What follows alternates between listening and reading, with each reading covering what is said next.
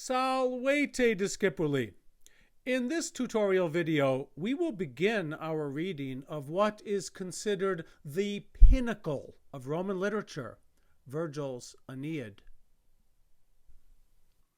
Okay, as we begin, I am going to be reading the Latin out loud, and I'm not going to be focusing on the dactylic hexameter elements, nor am I going to be including the elisions in my pronunciation, so that we can focus on just the Latin. The dactylic hexameter and the use of poetry, we will focus on that in other ways. Arma virumque cano, Troiae qui primus ab oris Italiam fato profugus Laviniaque venit litora, multum ille et terris iactatus et alto, vi superum saevae memorem unonis ob iram.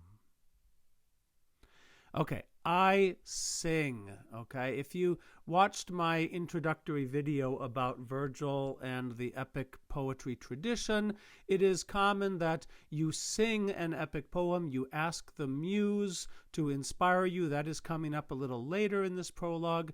The direct object of cano, I sing, is arma. This is a neuter plural. Now I've put of in parentheses because like I sing about, but it is the direct object. Literally, I sing arms and que, the enclitic and the man. Okay, the man is Aeneas. So accomplished in the very first phrase of Virgil's Aeneid is that he has told us what this entire book is going to be about. It's going to be about wars, and it is principally going to be about this man, Aeneas.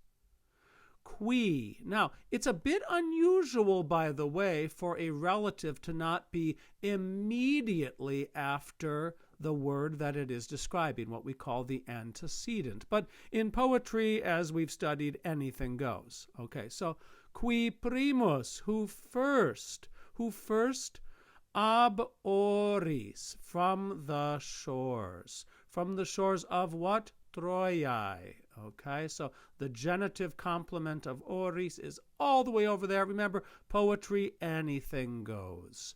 I sing of arms and the man who first from the shores of Troy venit. That's right. I am running all the way to the end of the second line for my main verb. Okay, I sing of arms and the man who first from the shores of Troy came. Now, you could even who first came. You could put came right here. If you were turning this into like some type of prose, who first came from the shores of Troy.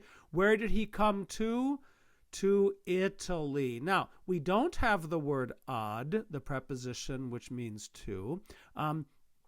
There is a use of the accusative even with outside of poetry, in which you don't have to always use the preposition ad in order to express motion toward. Who came to Italy. Now, he is described as fato profugus, an exile by fate. Okay, so we have a nominative singular here, so he is the subject of the verb venit, and also really qui is also the subject. Okay, fato is ablative singular, exiled by fate. Okay, now he didn't just come to Italy. We're going to learn that he came somewhere else. He came que, and he came to the Lavinia, but guess what? This is an adjective which is describing litora.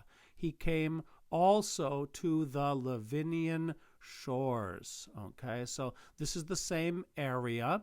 Okay, so Italy, more specifically, the Lavinian shores. Ille. Okay, so ille is the demonstrative adjective that means that one.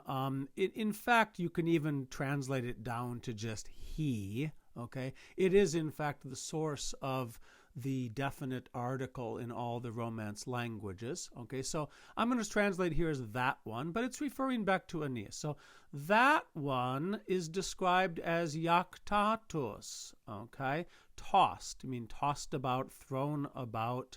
Okay, so he is tossed multum, much. Now, this word multum, this is an adverb meaning much. It is, in fact, this is like the origin of the Spanish word mucho. Okay, so multum, mucho, or molto in Italian, in Romanian, just molt. Okay, so that one is tossed much. Where is he tossed? Get ready, people. Look at this. Et and at. Okay, we have studied this before. When you have a repetition of such words, of such conjunctions, we're going to translate it as both and.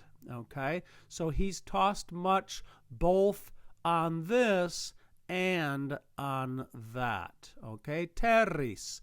That one tossed much both on lands. Now, tossed here in the sense of like his life is in chaos. He's literally tossed about on the sea. Tossed about on lands is almost more figurative, meaning that his life is in chaos. Okay? And on the deep. Okay? Now, the adjective altus here, okay, altitudo is the abstract noun related to it. This is a length on the vertical plane. Okay, so in other words, you can describe a mountain as altus, and then in that case, it's high. Okay, a tall mountain, high. But of the ocean, the same adjective in the vertical plane describes that it is deep. Okay, so you're going to see Virgil uses this a lot. Okay, just the adjective deep, meaning the deep sea. We use this in English as well, like on the deep, So here, he's tossed about much on lands and the deep. Okay, by the power, okay?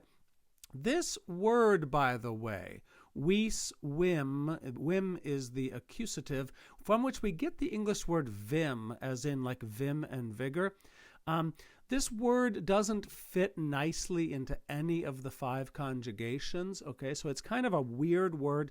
Here, this is the ablative, okay? So by the power, superum, by the power of those above. This is a genitive plural ending, okay? So he's been tossed by the power of those above.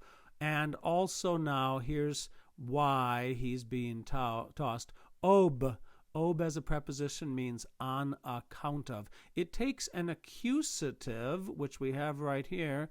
He's tossed on account of the wrath, iram. But wrath is described with this adjective, and this is going to be a little problematic to translate. Literally, it means like something that is remembered. Of course, the root there, we get the word memory.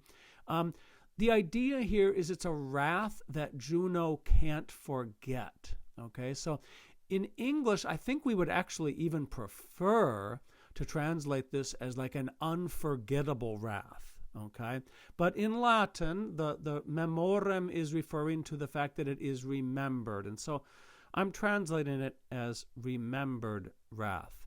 The remembered wrath of whom? Saiwai, genitive singular feminine, Eunonis, genitive feminine singular. The wrath of savage Juno. Okay, so all together, the first 4 lines of Virgil's Aeneid.